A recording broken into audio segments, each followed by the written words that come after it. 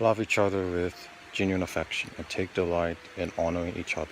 Never be lazy, but work hard and serve the Lord enthusiastically.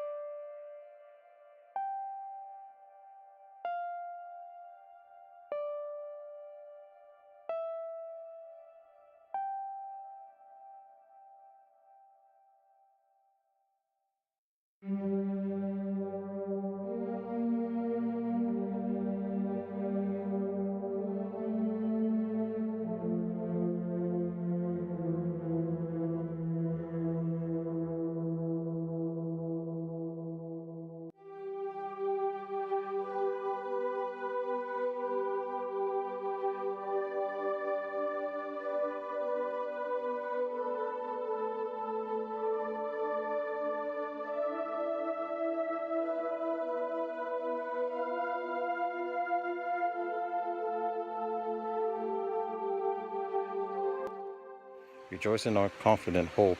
Be patient in trouble and keep on praying. When God's people are in need, be ready to help them. Always be eager to practice hospitality.